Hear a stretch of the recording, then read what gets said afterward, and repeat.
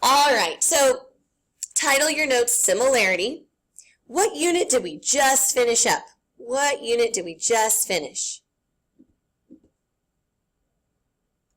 Very good. Congruent triangles. Very good.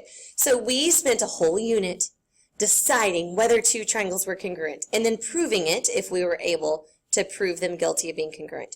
So we're leaving congruency and we are going into similarity now. Now notice I put lots of pictures of similar polygons on there. Now on my computer, if I was creating congruent polygons, I would do copy paste. That's what I would do. What would I do if I wanted on my computer to create similar polygons? What would I do to make sure that these are similar? What does it mean to be similar? If I took this and I did this to it, is it similar to this now? Are they still similar? So Aaliyah said make it bigger or smaller. The fancy way of saying that is an enlargement or a reduction. Good. So how would I do that? I would need to drag my shape, right? But I would need to keep the sides what? Keep the sides, starts with a P, not congruent. These sides are not congruent. Those sides are way not congruent. Keep the sides, say it. Keep the sides proportional. Very good. All right, we'll get into that a little bit more in our lesson. Whose shoe is this? It's just for fun. This whole unit is about scale factor. It's about ratios. It's about comparing the size of two things. That is Shaquille O'Neal's shoe. Shaquille O'Neal is a huge guy. And so I'm just using this as like a hook in the lesson to say we're talking about scale factor and we're going to talk about how much bigger Shaq is than the average person. So that video clip was trying to just show how much bigger Shaq is than the average person. There's him and former President George Bush, and he makes George Bush look like a midget almost. Like, George Bush isn't that short of a person, but he's just really, really large. So we'll find out at the end of the lesson how much bigger Shaq is than the normal person. He does kind of look like a hobbit. I feel bad saying that. All right, where else is similarity used in the real world? If you've ever seen a mural, or, like a painting on the side of a building, those murals, those paintings are usually first drawn on a small scale. They draw it on a small sheet of paper, they plan out where everything's going to go, and then they enlarge it. And they enlarge it by a scale factor. They enlarge it to make the real one similar to the one they drew. Because if the real one isn't similar, people's faces will be narrower or wider, the proportions will be off. The opposite of that is dollhouses. Dollhouses takes a real house, like they model it off of a Victorian home or something like that. They take a real house and they shrink it. Now, do they shrink the height by a certain number and the width by a different number? No. They use a common scale factor the whole time, and that's how they come up with the smaller proportions. This one over here, this is a wind tunnel right here. And what they do with that is they make a model airplane. They make that model the same exact proportions as the real thing. So they take the real airplane and they just make a smaller version of it. Then they put it in this wind tunnel and see how it behaves, how it reacts to the wind. Now, if they did that with the real airplane, that could cost thousands or millions of dollars if it didn't behave well and just, was ruined. So they do it with a model first, and then they can enlarge the model and do it on the real thing. So, similarity in the real world. All right, so here's a lot of words that we're going to be talking about in this unit. Similar, proportion, dilation, ratio. Are all of these words you've heard before? Okay, so similar, we talked about that at the beginning. We're going to say what that means in just a minute. A dilation is just another way of saying an enlargement or reduction. Not everything, when you make a new figure, not everything is larger, sometimes it's smaller. So you can't just call it enlargements.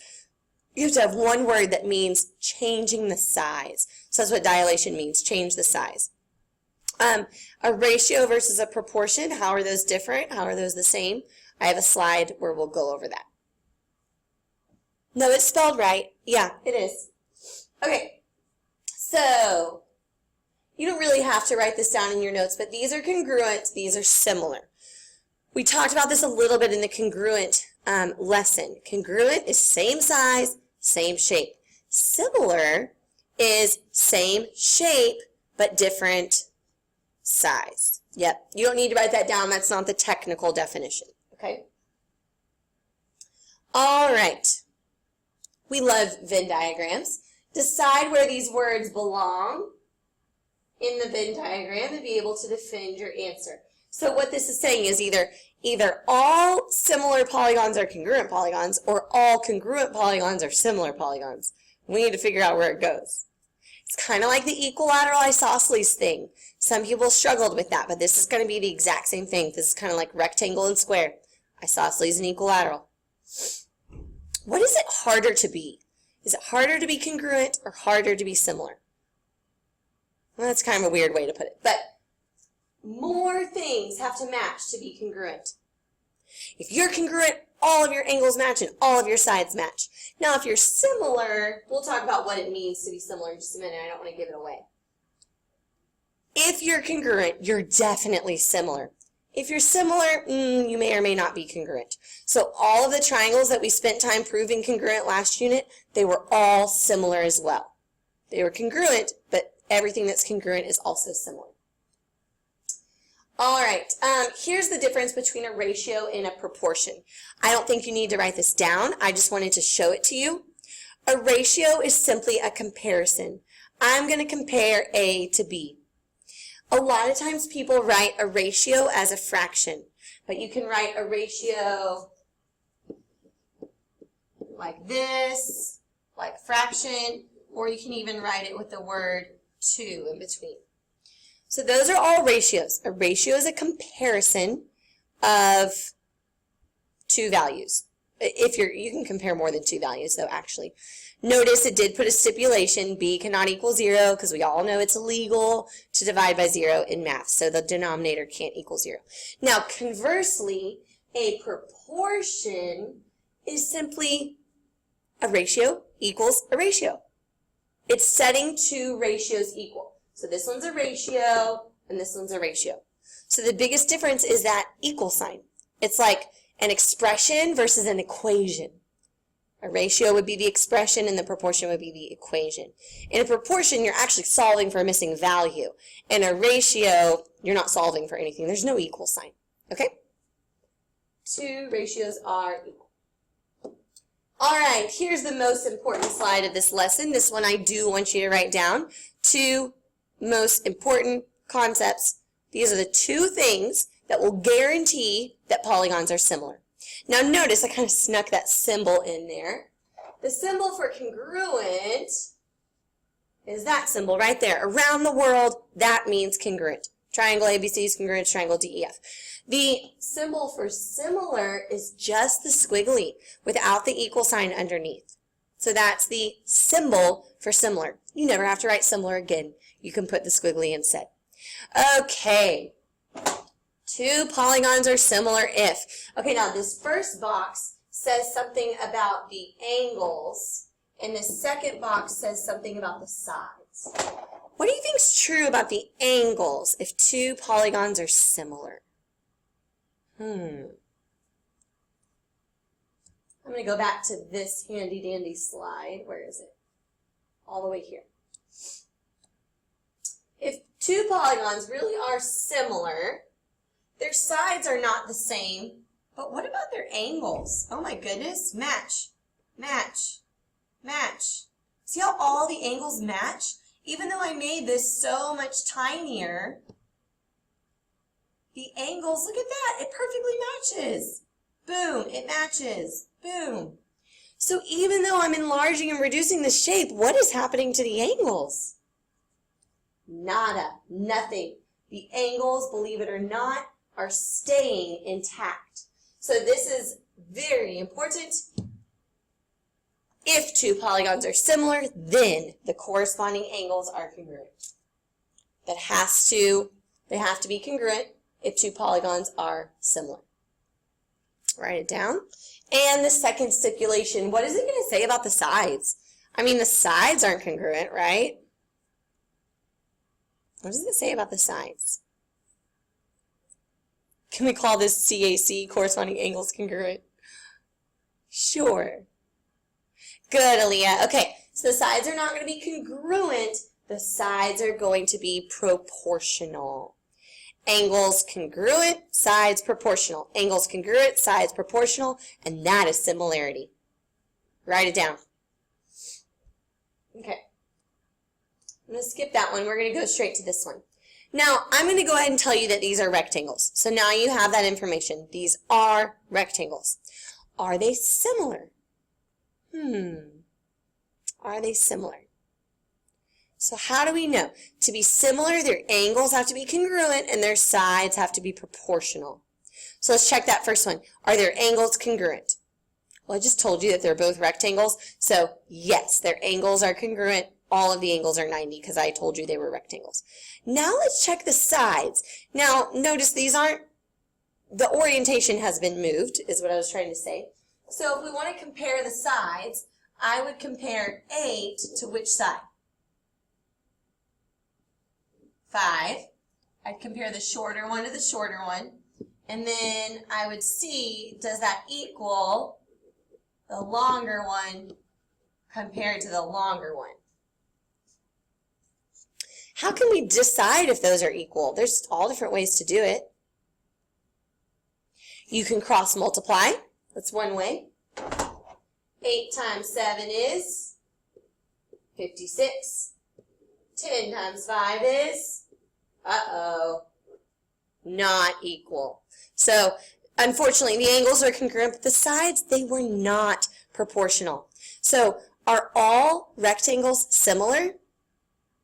2 rectangles are similar. Always, sometimes, or never. Sometimes. Very good. Okay. Write this down. Yeah, we can keep that. Okay. The scale factor. Scale factor is a huge part of similarity. We're going to find out Shaqs' scale factor at the end of the lesson. The scale factor is the ratio. I bolded that for a reason. It's the ratio that will transform the first polygon to the second polygon. And it's going to transform it using multiplication, but we'll get into that. Then I want you to write down, this is not part of the definition, this is just a handy trick. To get the scale factor, you put the second aside from the second figure over aside from the first figure. Second over first, and you'll see what that means once we start getting into this. I would write the definition and this thing. I wouldn't write this because this is going to come into play later. So let's hold off on that. I don't want to give you too many pieces of information at once.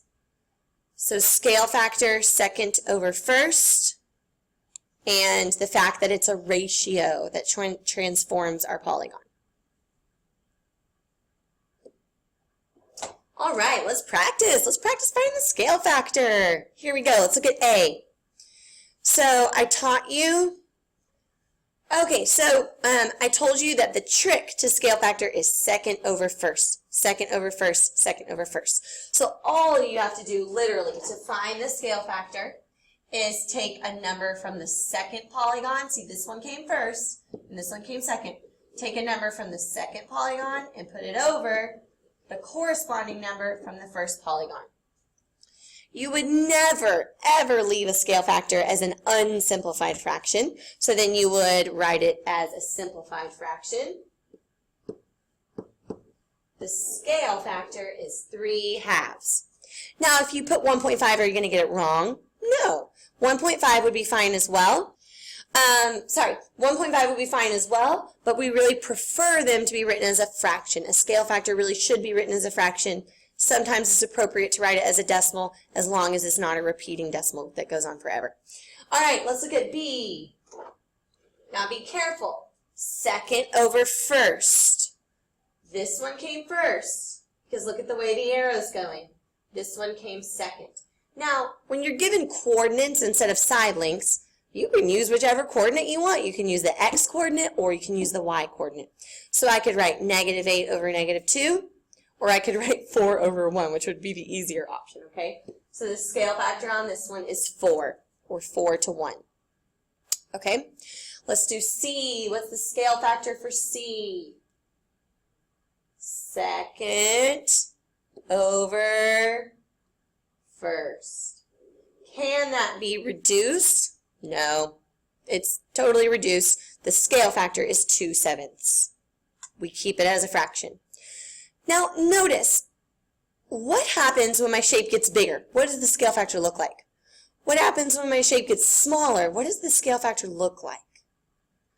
What is the difference? On A, we got bigger, on B, we got bigger, and on C, we got smaller. It's an improper fraction if it got bigger. It's a fraction if it got smaller. Okay, well, here's the answer. You do not need to write this down. It's just one of those things. It's like, oh, that's good to know. That's good to know. If your scale factor is greater than 1, your figure just got larger. 1, greater than 1. 1 is the number. If it is less than 1, your shape just got smaller. And if your scale factor equals 1, well, you multiply anything by 1 and you get the original number, right? So that would be a congruence transformation where it would be congruent to the original. Greater than 1, you're getting bigger. Less than 1, you're getting smaller. I should put that this is between 0 and 1 because we don't really talk about in this class scale factors that are negative. So we don't do negative scale factors. That's doing two things in one. We're just going to stick to greater than 0 scale factors. What would a 0 scale factor be? That would be a magic scale factor. That would be a disappearing scale factor. Okay. Have you ever played with Hot Wheels before? Yeah? Hot Wheels? My girls even love Hot Wheels. They're fun. They're great, classic toys. So how do they create those Hot Wheels? They take a real car that's already been made, that exists usually, and they measure thousands of things. They measure the headlights, they measure the diameter of the wheel, they measure the height, they measure the window, they take thousands of measurements, and then they divide all of those by one number. They use a scale factor because they want their toy car to be similar to the real car. They don't want it'll look fake if you just kind of estimate the dimensions. They want it to perfectly be proportional to the real thing. So take a guess at what you think the scale factor is. How much bigger is the real car than the Hot Wheels car? Because Hot Wheels uses a certain scale factor, a certain one. Oh, did you look it up? Okay, we got to power through without a camera. All right, you were right. Very good. Wow. 1 to 64 is the scale factor. That's just fun trivia that you know now. All right, let's solve some problems. You know what? I want to move this question to the top, actually. Triangle BAT is similar to triangle MIT. Solve for X. That was an awesome guess. So what is the scale factor? Now, we have to be careful. This similarity statement goes in order. So this is the first, and this is the second. So what is the scale factor that gets us from BAT to MIT? Is it 1/4 or is it 4? Which one is it? Is it 1/4 or was it 4? So we're going to put second over first, and the scale factor is 1/4. Notice we're getting smaller. The triangle's getting smaller, so it should be less than 1. Okay? All right, let's solve for X. Well, let's do second over first in our proportion. 3 is to 12 as 4 is to X. Anybody see any problems with that? Is that okay? Is that how we set up a proportion? No, that's bad. You have to match up the corresponding sides. 4 does not correspond with X. IM is not proportional to AT. So what can we do? Do you remember good old Pythagorean theorem? Don't forget about that good theorem. Can you find IT? Yep, find IT. What is it?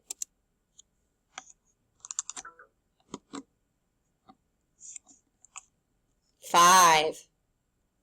Very good. So we did Pythagorean theorem. We found the corresponding side. And so now I can say 3 is to 12 as 5 is to X. Everybody knows how to cross multiply, right? Cross multiply and divide. 5 times 12 divided by 3. What is the answer? 20. Very good. All right, so that's setting up a proportion and solving for our missing value. Pentagon math. Well, sorry, not pentagon, that's quadrilateral. Quadrilateral math is similar to quadrilateral kids. Find the scale factor. Everybody find the scale factor. So math is first and kids is second. Second over first. Remember that you have to find two sides that go together. We never write a scale factor that's not been reduced. Good.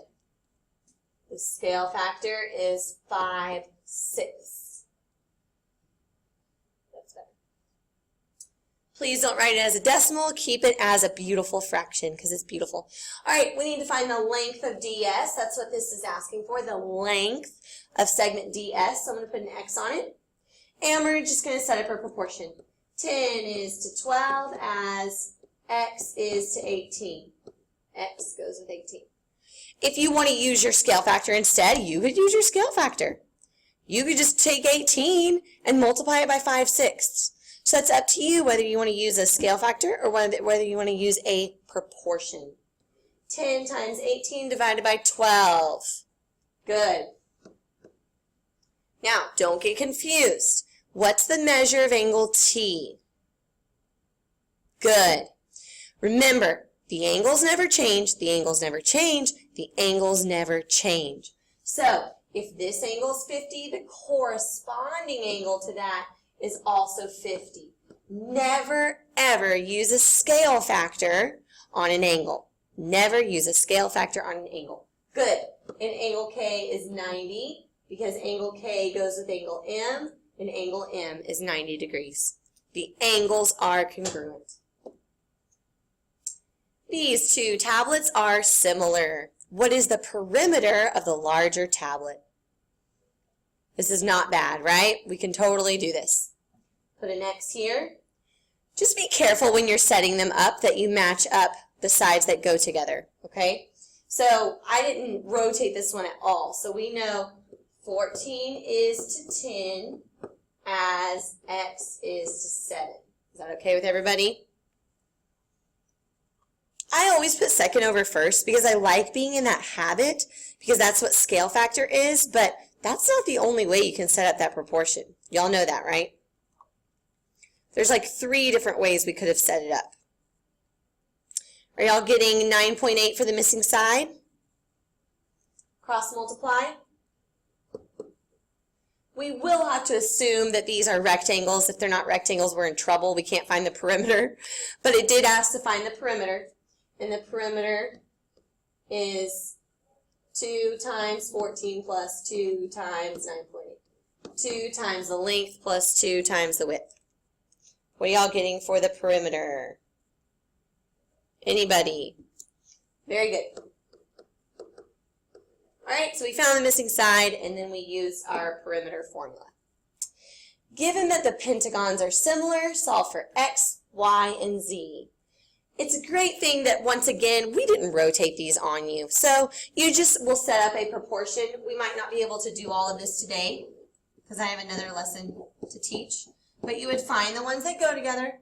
30 is to 18 as 25 is to X. You find the corresponding sides, and you simply set up a proportion. You cross multiply to find the missing values. Okay? So we're going to stop there on that one. We're also going to skip that one. And now we can answer our question. How much bigger is Shaq than the average person? So supposedly the average male shoe size is 9. Maybe it's larger. I don't know. If Shaq's shoe size is 2.5 times bigger than the average size, which it really is, like I really researched this, what is Shaq's shoe size? So how do you use a scale factor? Have we even talked about that? If I know that my shoe size is 9 and I want to use a scale factor of 2.5, you just multiply it. That's how you use a scale factor. You multiply, multiply, multiply, multiply. How big is a shoe? That is a large shoe size. 22.5, oh my goodness. Didn't even know that existed. That's his real shoe size. All right, so that lesson is over, I think. Oh, here's the summary of the lesson. Two polygons are similar if corresponding angles are and corresponding sides are. I wish there was a symbol for proportional. That would be nice because that's quite a long word. So that's the summary of the lesson. All right, so now our lesson is called Similar Triangles. Okay, Illuminati, go ahead, get it out of your system. I just had this here because I love that there are similar triangles on your currency. You're walking around with similar triangles. I think that's so cool. All right. So we are going to treat this almost exactly like congruent triangles. It's wonderful. We're going to treat it almost exactly like congruent triangles. So we are going to have shortcuts. You're not going to have to check to see that all of the angles are congruent and all of the sides are proportional. That's not a good use of your time. That's not efficient. So we are definitely going to have shortcuts. And I'm just going to tell them to you right now. I'm going to tell you the shortcuts. Just get it over with. Please write these down in your notes. There's only 3 of them. Woohoo! So there's not 5 of them like there were for congruent triangles. But please write these down. These are the shortcuts to prove 2 triangles guilty of being similar. Now notice that there's a squiggly after those, and that squiggly is important. You leave off the squiggly, you get the problem wrong. So these stand for angle, angle, similarity. How come it's not angle, angle, angle similarity? I mean, triangles have 3 angles. How come it's not angle, angle, angle? Good, Aaliyah. Thank you for being serious, unlike your classmates. Yeah, when you know 2 angles of a triangle, you know the 3rd angle. So the cool thing is you only have to check 2 angles. Side, side, side similarity. Are you checking to see if the sides are congruent? No. You're checking to see if the sides are proportional. Proportional. And then side, angle, side similarity, where the sides are proportional and the angle is congruent. So we're not going to go through these one by one because we talked about them. We're just going to practice. Determine if the triangles are similar. So what I like to do first is decide which one does this look like it's going to be. Out of my 3 choices, it looks like it's side, angle, side similarity. So it's either going to be side, angle, side, or it's going to be none. You cannot just write side, angle, side. Are you listening? Because you can't see me. You can't just write side, angle, side and be done with it. You have to check. You have to check the sides. So the angle is congruent. Check. Now we need to see if the sides are proportional. 9 is to 15 as 6 is to 10. You need to make sure that that is a true statement. You can cross multiply. You could reduce it. You could just divide both of them. There's all different ways that you could check. Yes, they are proportional.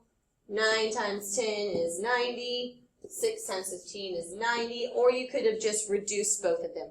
3 over 5, 3 over 5. So yes, the triangles are similar by side, angle, side similarity. So we're going to start by having a hunch. What's your hunch that this one could be? Side, side, side, right?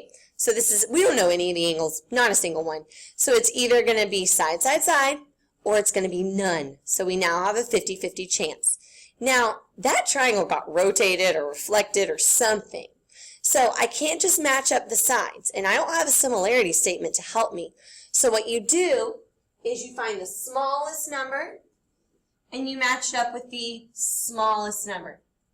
You find the medium number, and you match it up with the medium number, and you find the largest number and match it up with the largest number. So small over small, medium over medium, large over large. So I'm doing circle over circle, underline over underline, and box over x. Okay?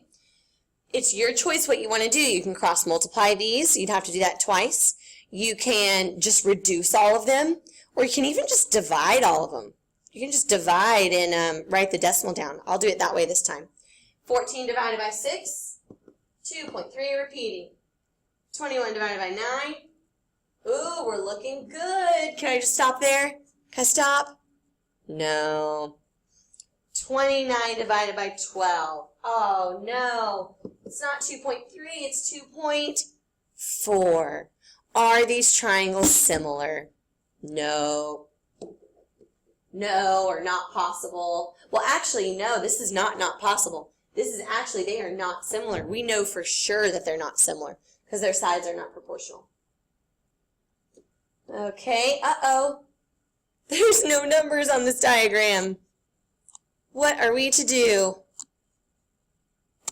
Is there anything I can mark on my picture? No, be careful. There's no shared side. These triangles are, let me get my highlighter out. They're sharing a partial side, but we never mark partial sides, guys. Do not mark a partial.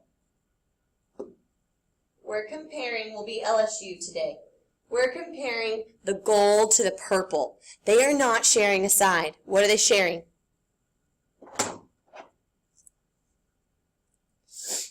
An angle, thank you, Ralph.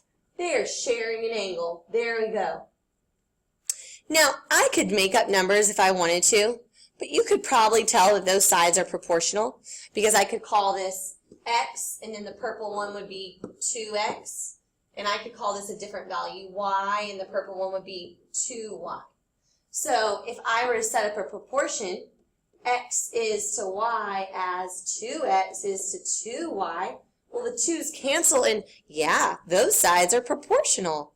So these are guilty of being similar by side, angle, side, similarity. If you leave off the squiggly, you get it wrong. Go ahead and leave if you need to leave. Determine if the triangles are similar. Well, we've got that same shared angle as the last picture, and now we've got parallel sides.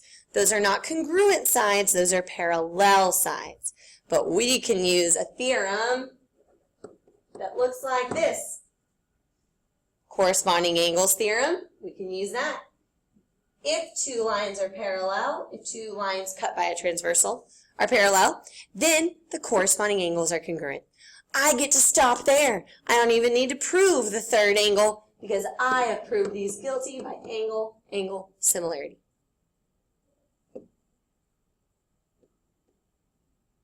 Uh-oh, those angles don't match. Do I say not similar?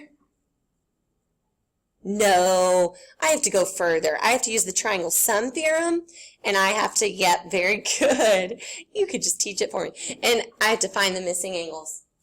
All right, 180 minus 80 minus 40 is 60. 180 minus 60 minus 40 is 80. Yep, these are similar by angle, angle, similarity. Now, if I have three angles, do I write angle, angle, angle, similarity? No, that's not the name of the shortcut. The name is angle, angle. Don't put three A's. That's the wrong name. Hot dog.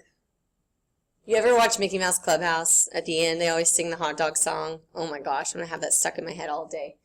Okay, what can we add to our picture? Oh, vertical angle theorem. Vertical angles are congruent. And we're done. That was easy. That wasn't even worth drawing that picture. Yeah, hot diggity dog. Ooh. Yikes. Determine if the triangles are similar. Well, I know I can do this right here because those are a linear pair. They're supplementary. Now we need to set up a proportion, but we need to be really careful. We need to put small over small, and we need to put large over large. So in this first triangle, what's the smallest side? 3. In this second triangle, what is the smallest side? 9. So be careful. In the first triangle, what is the largest side? And in the second triangle, what is the largest side? So you have to be careful when they're sharing a side, because in one triangle, that side is going to be the smallest, and in the other triangle, it could be the medium or the largest. All right, are these proportional? This reduces to 1/3, this reduces to 1/3, so these are guilty of being similar by side angle side similarity. Okay, the rest of the problems are just setting up proportions and solving for x and y. I'm just going to keep going, but y'all can leave if you need to. 15 is to 10 as 12 is to, which one does 12 go with? Does it go with the 8 or does it go with the x? I need to mark something. By the way, you can't just start setting up proportions like I did without confirming that the triangles really are similar. I need to add my vertical angle marks, and I could even add some alternate interior angle markings. So yes, they are similar by angle. Now I'm allowed to set up a proportion. So notice 12 is across from a double arc, and x is across from a double arc. So 12 goes with x. All right, 12 times 10 divided by 15, x is 8. Oh, it's an isosceles triangle. Does that mean the other one is an isosceles triangle? Huh. Let's set it up just in case. 15 is to 10 as y is to 8. 15 times 8 divided by 10. Yep. Of course, they're both isosceles if they're both similar. Cool. Oh, this is the end of the lesson. 3 ways we can prove triangles similar are angle, angle similarity, side, side, side similarity, and side angle, side similarity. Woohoo!